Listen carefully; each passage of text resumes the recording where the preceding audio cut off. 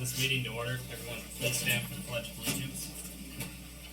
I pledge allegiance to the flag of the United States of America and to the republic for which it stands, one nation, under God, indivisible, with liberty and justice for all.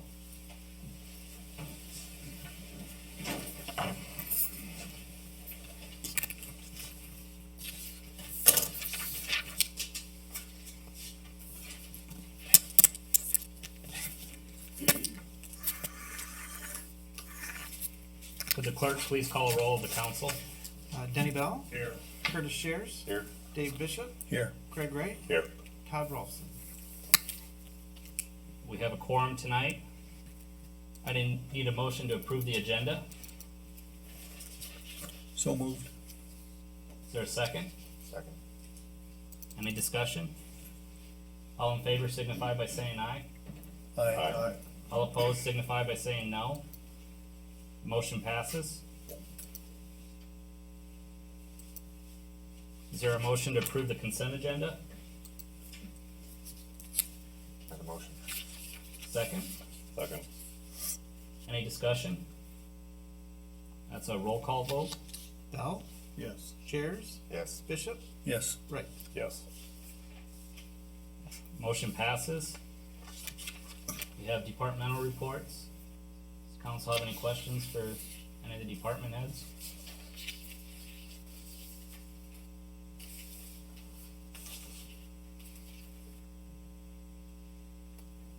Seeing none, we'll move on to the public hearing adopting a maximum property tax dollars for fiscal year 2020 to 2021. I'll need a motion to open the public hearing. Make a motion. Is there a second? Second. All those in favor signify by saying aye. Aye. Aye. All opposed signify by saying no. Motion passes. Have we had any oral written objections been filed? No. Then I'll open the floor to the public. If anybody wants to address the council, could you please go to the podium and state your name and address?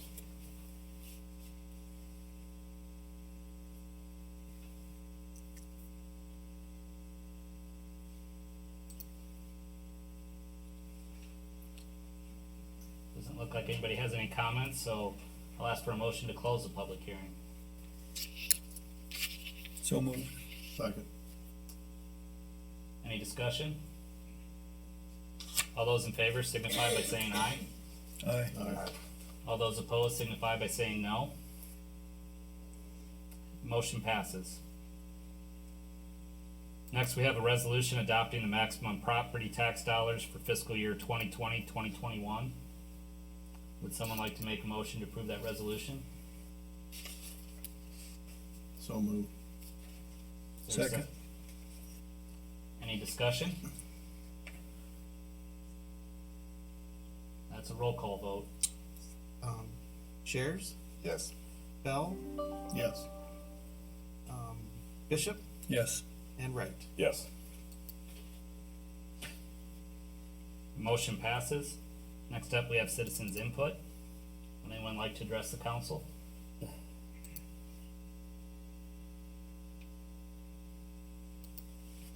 Seeing none, we'll move on to Buchanan County Economic Development Commission. George Lake is here, he's the director. Okay, thank you. For those of you who don't know me, George Lake, Director of Buchanan County Economic Development, and I try to get out to the communities two to three times a year just to provide a little update about what's going on within the county and the activities of Buchanan County Economic Development. And you've got a packet in front of you, and I promise I'm not going to go over every single thing that's in there. There's quite a bit of information. What I would like you to do is this sheet here, the one that's on top, if you look at the front of that, please, it says demographics in Buchanan County. I went through and I just did a little bit of research as to, for the year 2019, some of the demographic activity that has taken place, which pretty much defines how we're doing economically and socially. Now, one thing that we did, Buchanan County Economic Development commissioned a labor shed study of Buchanan County. This is a very detailed, intensive study We worked with Iowa Workforce Development, and it's centered on the city of Independence being in the center of the county. And a labor shed extends out as much as 50 miles from the center point of the study, because in Iowa, people are willing to drive 50 miles for a good job. And so this pretty much defines on what's going on in Buchanan County. And once again, there's a lot of data in there. What's interesting is the total population of our labor shed region is about 262,000 people. And out of that, 219,000 people are working. So when we visit with companies that either are in Buchanan County or those companies that are interested in moving into Buchanan County, we can present this data and it shows what the workforce is. Because overwhelmingly, when we talk to companies, their biggest concern is workforce, trying to find the workers that they need. And for our existing businesses, and we have a number of growing businesses in Buchanan County, I'm going to talk about that in just a bit. Their concern also is workforce. Now, as part of this workforce study, there's the third sheet that I have. I put that in the back of your packet. And it says advanced manufacturing labor characteristics. There were somewhere around the neighborhood of 462 people that were interviewed as part of this labor shed study. And the demographics that came out of it, it showed that within our 50-mile region, this is for advanced manufacturing. How many people are employed, for instance, we've got machinists. We have 1,300 machinists involved here. We have tool and die makers, 652 tool and die makers. And so we've got a pretty diversified group of people that are working in here. And our labor shed study also shows the benefits and such that people are earning and what they would like to earn, their education level. If you flip that sheet over on the back side, that same sheet, what it also shows, this labor shed study shows what the wage level is of people within, in this case, advanced manufacturing. It shows the entry-level wage, the experience wage, and so on. And once again, there's about 30, 35 different skill sets that are listed here. Now, this is for advanced manufacturing. We have similar studies for agricultural workers, for medical workers, financial service workers, for the skilled labor. And so it really provides a lot of information. Over the course of the last year, I've had 3 different Buchanan County companies call me up, say, George, we're having difficulty attracting and keeping workers. What should we be paying them? And I can send them this information. And so they could adjust their wages accordingly. And we've had people say, well, it's not really fair because it includes Cedar Rapids and Waterloo in the study. Well, guess what? I drove for 7 years for a job down in Marion because it was a good job. People are willing to drive to Cedar Rapids or Waterloo. Now, on the reverse side of that, I'd like you to look back at that first sheet that I showed you. And on the lower left-hand corner, there's a diagram with like green circles and arrows. I got this data from from the Department of Labor, and this shows the workforce in Buchanan County. And I have it from 2015 compared to 2017. And it shows pretty significantly that we've got about 3,200 people that live and work in Buchanan County. The arrow off to the left, we have 3,400 people that are driving into Buchanan County weekly to work. What's kind of overwhelming is we have 7,000 people that are leaving Buchanan County weekly to work outside of the county. Now that's both good and bad. It's good from the standpoint because it's saying that people like to live in towns like Jessup, Independence, Brandon, Raleigh, or whatever. They like the small communities, Jessup, all the new, like expansion on your schools and other things that you have here. It's a great place to live. And it's another beneficial thing of that. Twice a year, we host career fairs for Buchanan County companies. And typically, we have 3 to 4 Jessup companies that attend those. And the idea is that if we can get some of those 7,000 people that are commuting outside of the county, stay home and work. That's what we're trying to do. Now, once again, I'm only going to go over a couple more things. Flip that sheet over, and there are some pretty telling statistics. Every year, the U.S. Census Bureau, they do a census extrapolation. They look at what is the potential population of every community in the nation. And for the state of Iowa, it's kind of disappointing in a way that 69 of our Iowa counties, this is based on July 2019, 69 of our counties have lost population since 2010. And out of the 25 counties that make up northeast Iowa, Buchanan County and Bramer County are the only two rural counties that have gained population.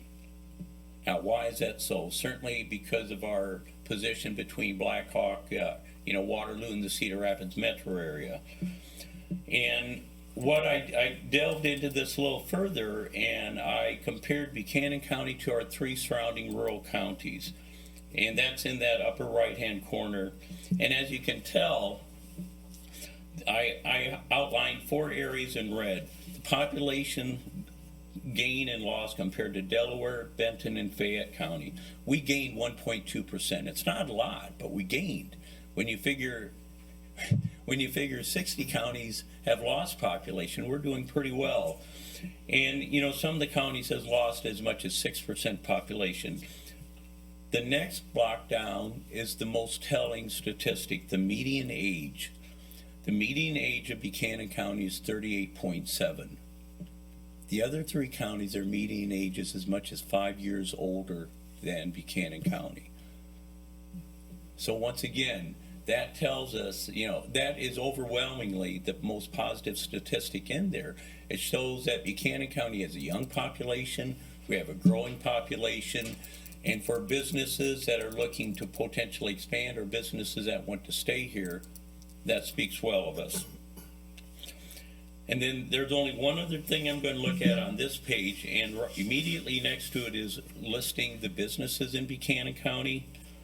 And Gator Manufacturing, you can't escape their commercials, they're everywhere. By this time next year, they will be over 500 employees. They're right now engaged in a multi-million-dollar expansion to their facility. Right now, they're 456. And if you look down, 5th one down, Priest Enterprises, they just completed a huge multi-million-dollar expansion onto their facility. They plan on hiring 50 more employees by the end of the year. And jump down to about the 8th one down, or 10th one down, Wapsie Valley Creamery.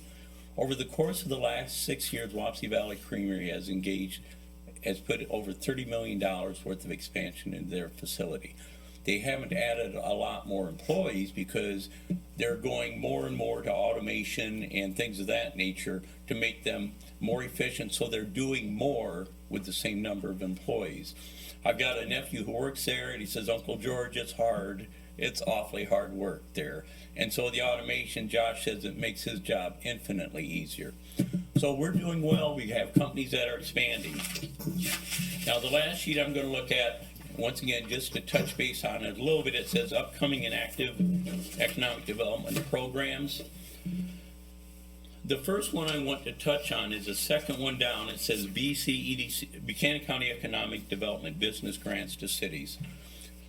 Our organization is, over the course of the 25 years we've been in existence, we've accumulated some funds that are not tied into our revolving loan fund, which we've got about $300,000 in our revolving loan fund.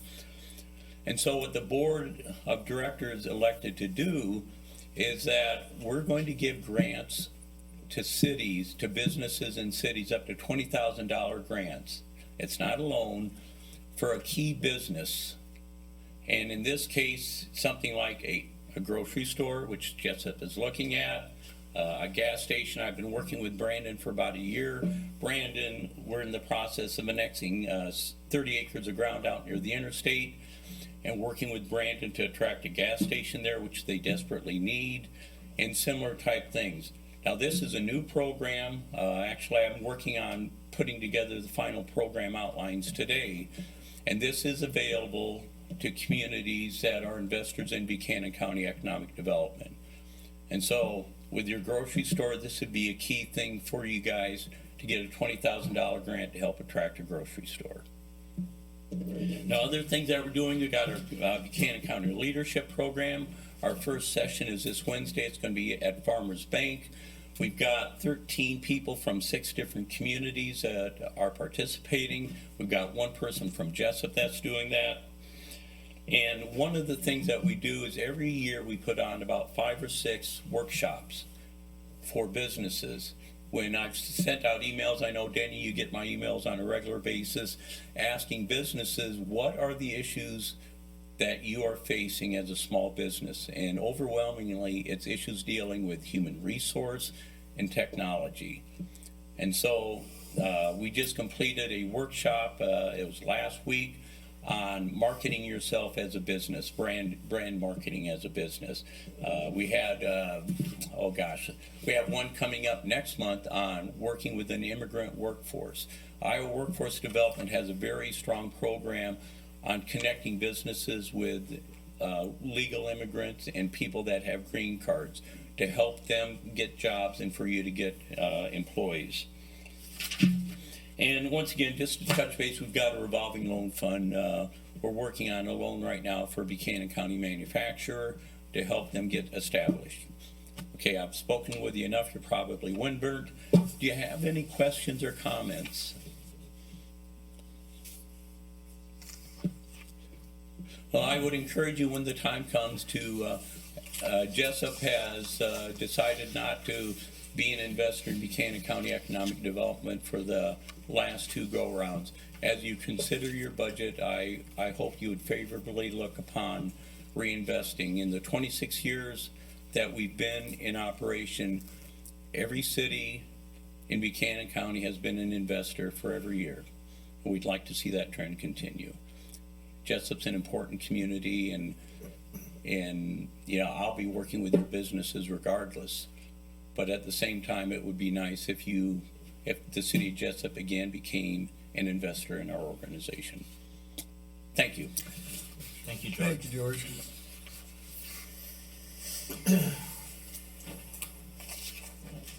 Next up, we have purchase of a fire department pumper truck. We had a demonstration last Monday up at the emergency services facility. They brought in a demo truck and we went through that and some of the things that were important with the fire department on why they selected that truck. Andy, do you want to kind of give a short summary again of?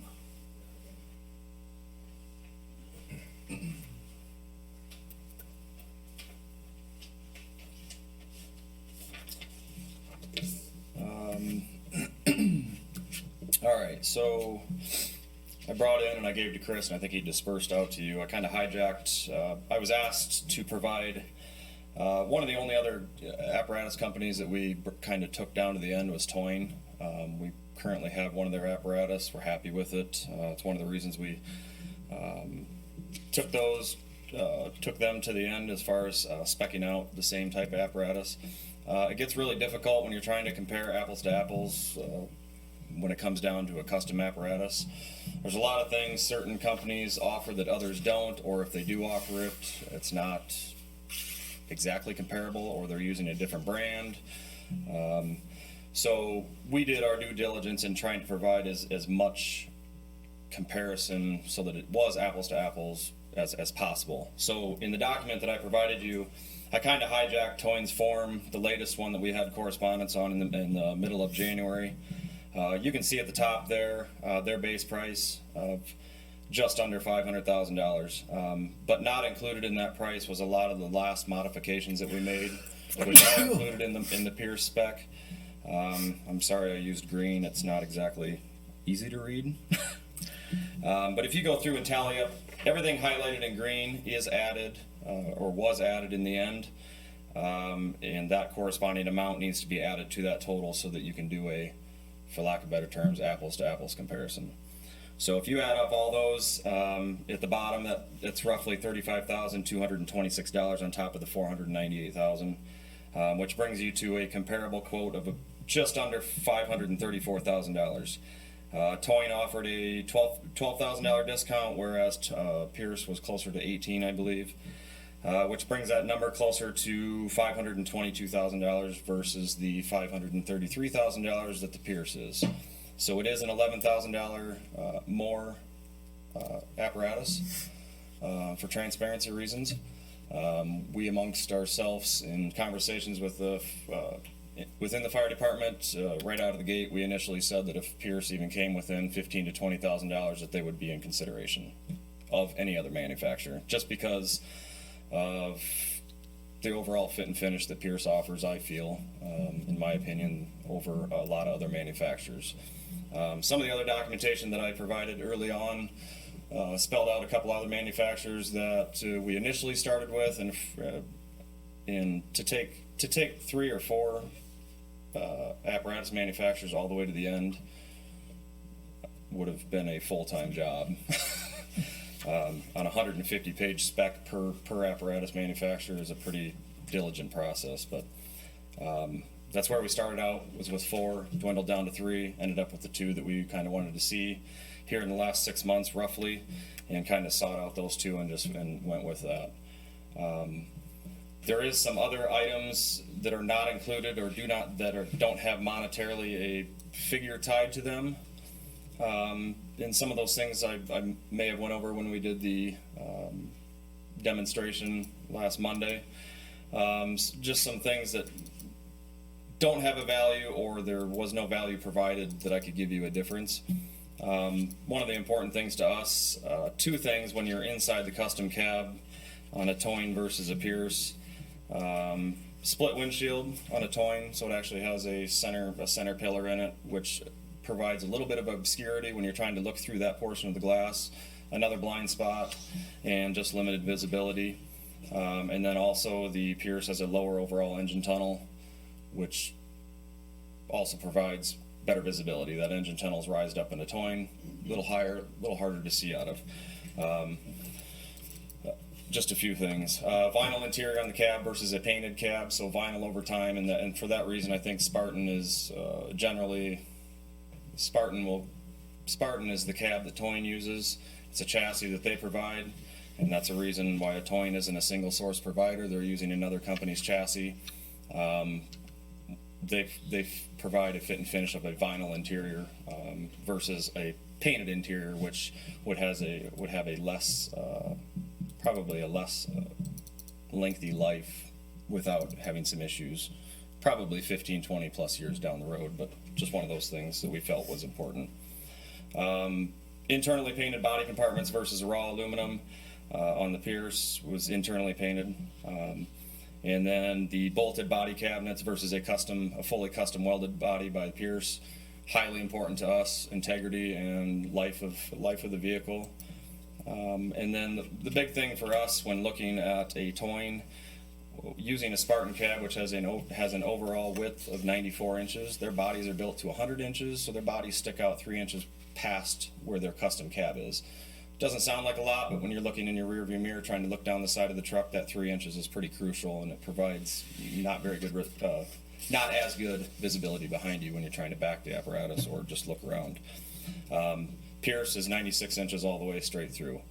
And then the last thing I already mentioned was the single source manufacturer, which, for lack of better terms, is Pierce through and through. They provide the cab, the box, and everything internally, all the wiring. So if there's ever an issue, you go directly to Pierce, and there's no other player in the game, pretty much. I don't know if there's anything else you want me to touch on. Do the numbers make sense, or is there any questions on any of that spec sheet?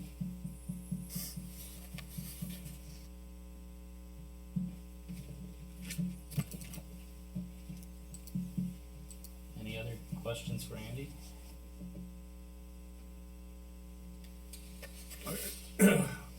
I guess I'm honestly a little surprised that Toyne's is as close to them in price.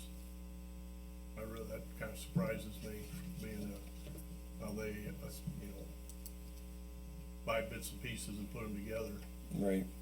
Yeah, and so, But and, that and, might and the be a reason, bigger spread than that even, but the reason a lot of this was left off is because we tried to leave off as much of the added equipment, which doesn't necessarily make up the fire truck, but you're required to have or outfit the truck with, right. ladders, deluge gun, just, wheel chocks, things like that aren't necessarily part of the truck, but you have to have them. So there was roughly $18,000 to $20,000 in those items. We tried to leave those off the entire time, but sooner or later it needed to be put in to show the overall price. And we did that with Pierce. We didn't with towing, so that's why it was left off, and that's why that 498 number, 498 745 figure comes from. But at the very, very end, there was some, most of the modifications on the center of the page in green were some of our last minute changes, so.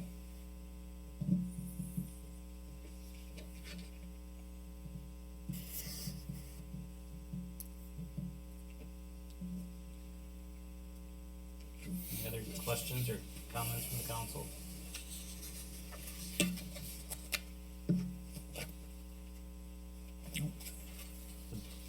I know you guys did an awful lot of work on this. Spent a lot of time looking at everything. And I appreciate you doing that. And I think you guys come up with, I think, the best solution. Yeah, tried to give ourselves due diligence and try and provide this truck's gonna be around for the next 20 years, 25 years. And we wanted to know that what we were spending our money on was hopefully the best of the best and was gonna have the best resale value for us in the end. But yeah, in my 12 years as doing this is the first time it's one thing to spec out a fire truck or buy a demo unit, which is already done, but to go out and fully spec out a custom unit is very, very, very, very time consuming. So I'm glad that only comes around once every 20 years. So. And again, I want to thank Andy and the firefighters there. They, like I said, they did a lot of work on that. It wasn't just all of a sudden idea, let's go look at this truck and go ahead and buy it. They did a lot of homework, and I think as a council, we appreciate that. If there's no other questions, would someone like to make a motion to buy the Pierce truck in the amount of $533,238? I'll make that motion. I'll second it. Is there any discussion?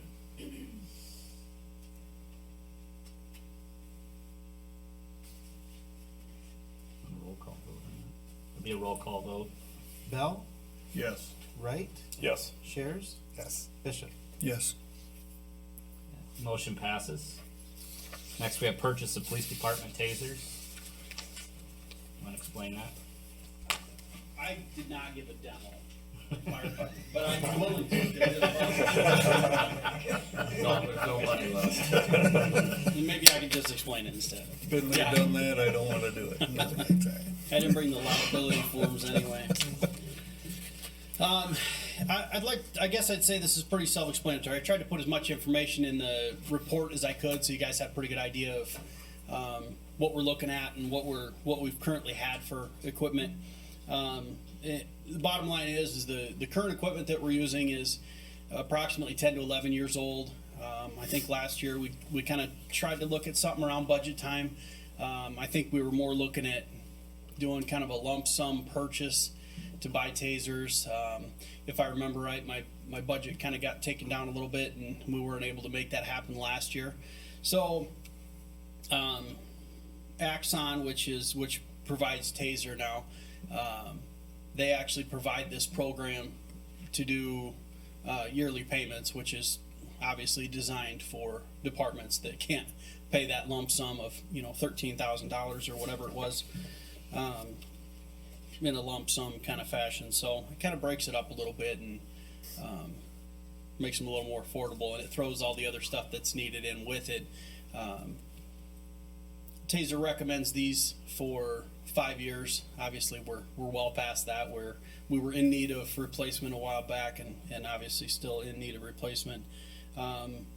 These new ones, they come with a package where you have the cartridges. These are actually the ones we carry now have replacement batteries. So when the battery goes bad, then you have to purchase new batteries. The nice thing about the new ones is they have a charging dock where you can just, take your battery out, throw it on the charger, and not just wait for it to die. So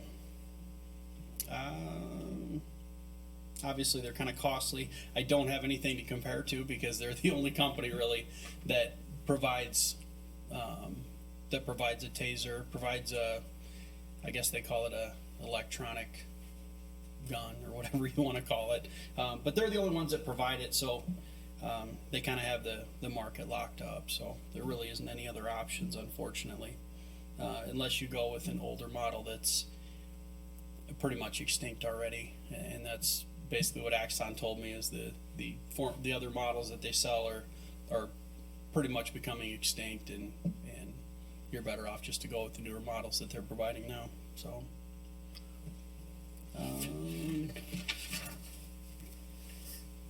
so I think I kind of explained with our with the budget that we're currently in. We have the extra funds in there to be able to make that first year payment. Obviously, we haven't approved a budget for the police department yet for this next fiscal period. If it is approved as it is in the at least in the equipment portion of that budget, we'll have enough extra in there to make that next year's payment as well. So, and then obviously we'll just have to carry that on for the next 3 years following that and sustain that. Is there anything I didn't mention? So this quote is for 5 tasers, a 5 total of tasers. 12,000, and it's payable $2,400 each year for 5 years. Correct. Yep.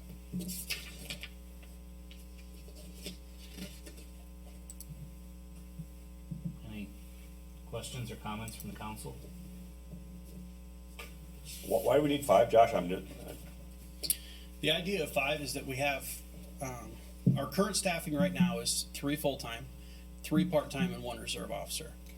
So obviously that's a total of 7. If we move forward on putting on an additional full-time person, or I should say filling a spot that we've had vacant now since last May, that gives us 4 full-timers, 3 part-time, and 1 reserve. The idea is that the full-time officers will have their own taser that they can take home, keep mounted on their belt all the time without switching it in and out,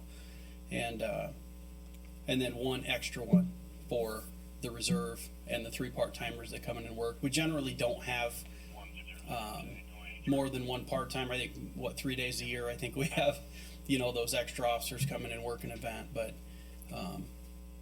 I figured if we had 1 extra one, then we'd be at least set up a little better that way than trying to buy 8 tasers, and outfit everybody. So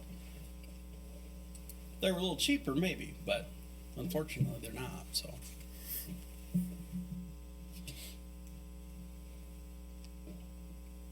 Any other questions?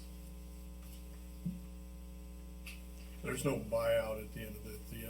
At the 5th payment, the city owns them at that point. Is that correct? correct. Yep. No interest. It's just a payment plan, just to make them affordable. Is there replacement parts in case one of them gets damaged, say, in 4 years, or they try and sell us a new taser? I don't know if they'll try to, I'm sure they'll always try to sell us a new Yeah. taser, and I'm sure about the 4-year mark is when they're going to try to do that. The nice thing about you could still, as of right now, I believe you can still get some replacement parts for these, but I think they're stripping ones that they've had, because they took a bunch in on trade-in. When they first started offering the buy-up programs, they were buying them out for like $100 a taser, and I would assume they could still salvage parts off of those. As far as the replacement parts and stuff like that, I guess I don't know for sure, but Yeah, just curious. as long as they're selling them, I'm sure they're going to be fixing them. So.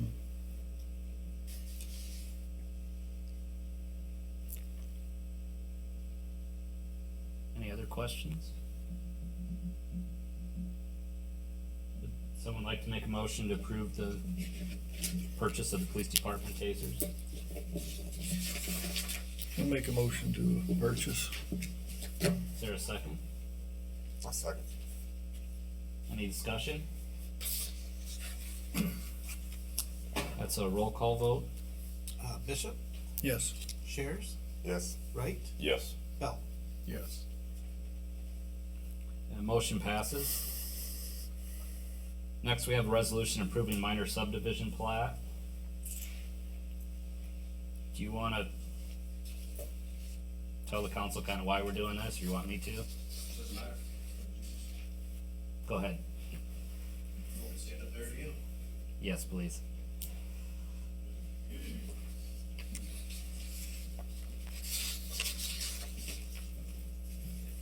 I'm Chris Fischels. We're here to talk about the minor subdivision plat. We'd like to put in, I always refer to them as condos, but they would be zero lot lined, or you can call them duplexes, would be another way to describe them, but there'd be separate ownerships on each side of the unit. So you imagine a center wall going down the center of a unit, and one side would be owned by an individual, and the other side could be owned by another individual. So to go through this process, we have to do a minor subdivision. So we're just here today to go through that process. Of course, our intent is to do it, in 3 lots, to make it 6 lots is our intent long term, but this first one is starting with this. And as you can see, that construction has begun out there.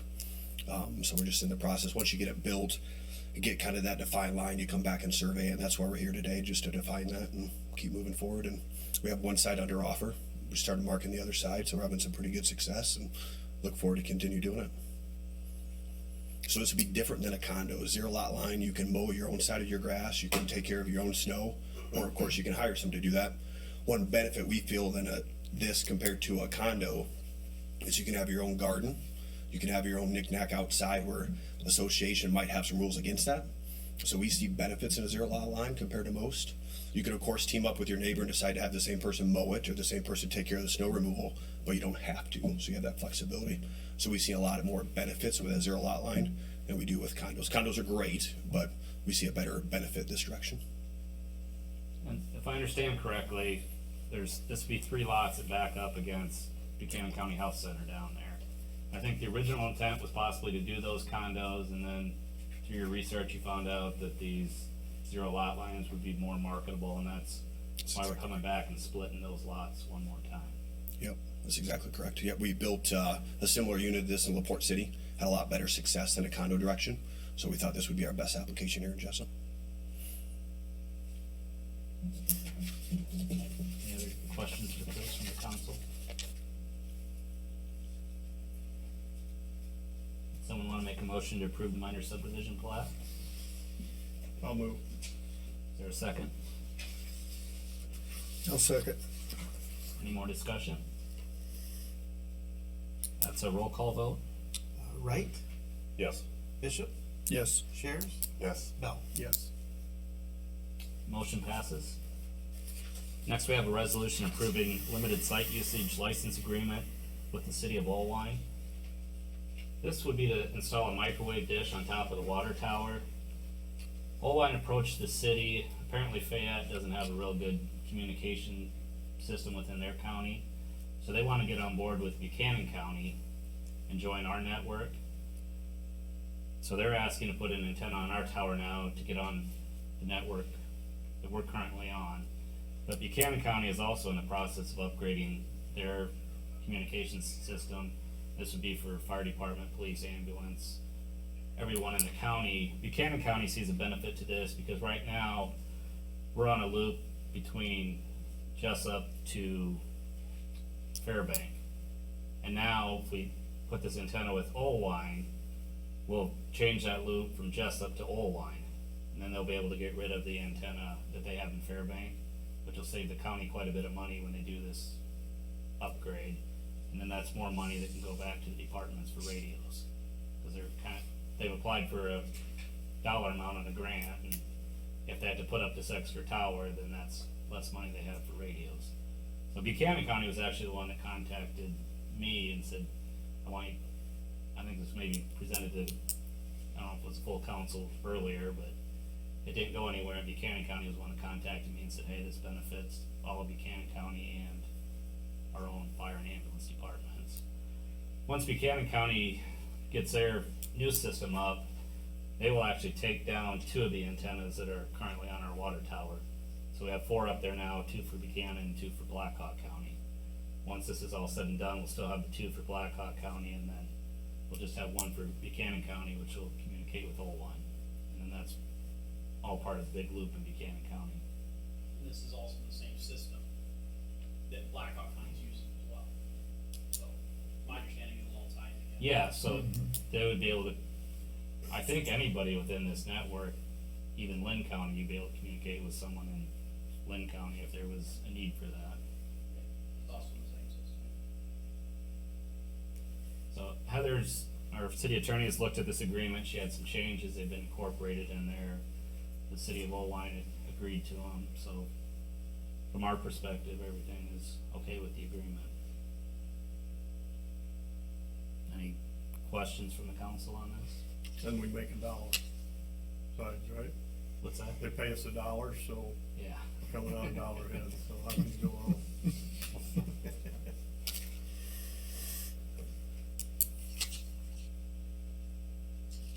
Someone like to make a motion to approve this resolution?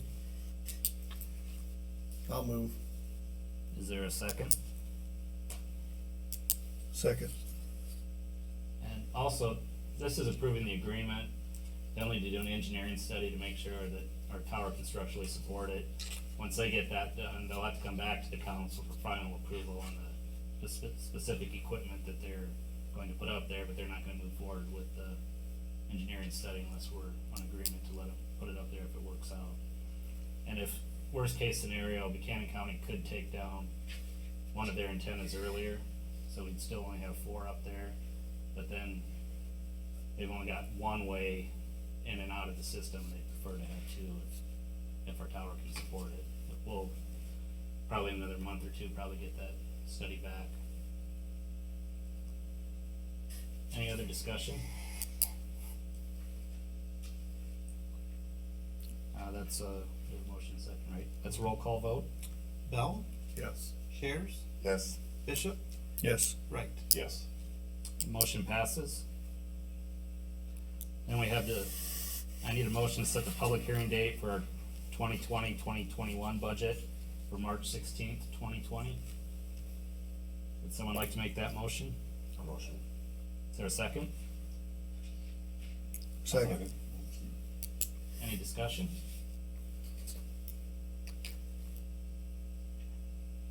All those in favor signify by saying aye. Aye. Aye. All those opposed signify by saying no. Motion passes. And I need a motion to adjourn. Make a motion. What do you talk about? New business. Citizens input, Yeah. a long time ago. Oh, man. Do you want to address the council now? Yeah, I'd like to. I guess I missed out on the.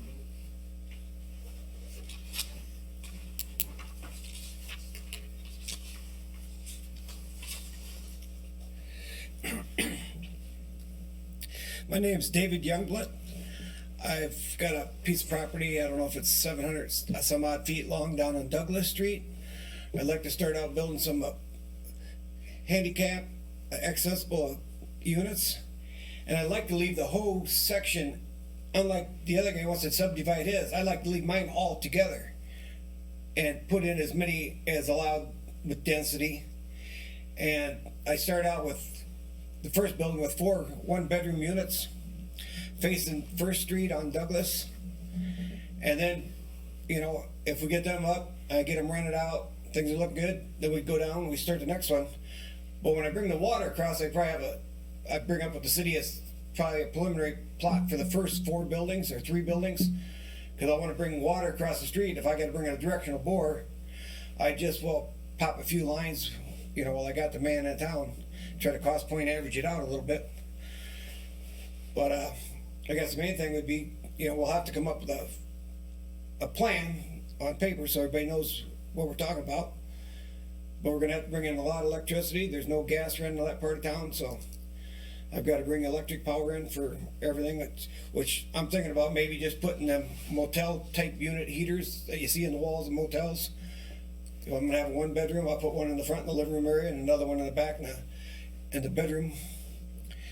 And, you know, keep it simple, stupid. I don't know, I guess I'm here because I don't know where we need to go to start the ball rolling. And I'm just looking for input and suggestions.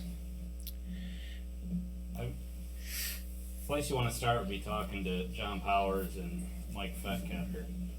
Actually, if you want to put in like condos all in one lot, there's Well, you're Really? limited to 4 right now, but I'd like to have it opened up to as many as I can fit on the property. You know, of course, that. you know, because you got your division in between buildings that we've got to maintain. And of course, in here, Iowa, you got to move snow and I'll have to have garbage. You know, there's a lot of things to look at that'll have to go into it. Is that zoned R2 now? Well, it was for our, I could put 4 plexes on it, but I guess we'd have to go back and look at that. yeah, but that was the last thing. But you know, If like you I was want- thinking, maybe even if I wanted to do just efficiency apartments, that maybe I go like a 36 foot deep, and we cut them in half down the middle. But then you know, then you got to have firewalls for everything. But then they just be an efficiency unit without a bedroom, kind of like a motel room. You just go in, you have a little kitchenette. I think there's going to be a need for this kind of thing. We got people that are senior citizens, and we've got people that are handicapped, and we've got people that just can't afford to have a big house paying $6,000 a year in property tax. Yeah, I think we'll have to set up a meeting with Mike and John. I think it's the best way to get this going, and then Yeah, because See what I action can we need get from the Dave council. Savers, and we can get an engineer on it. Well, we've got to start somewhere, and that's why I'm here tonight to see where we can get going and what we got to do. Yeah, I'll call down and see if we can get something going with John. okay, yeah, All right, appreciate it. all right, thank you. Thanks. You got a motion to adjourn? I have a motion to adjourn. We need a second yet? We have a second to adjourn the meeting? Second. All those in favor signify by saying aye. Aye. All those opposed signify by saying nay. Motion passes. Meeting's adjourned at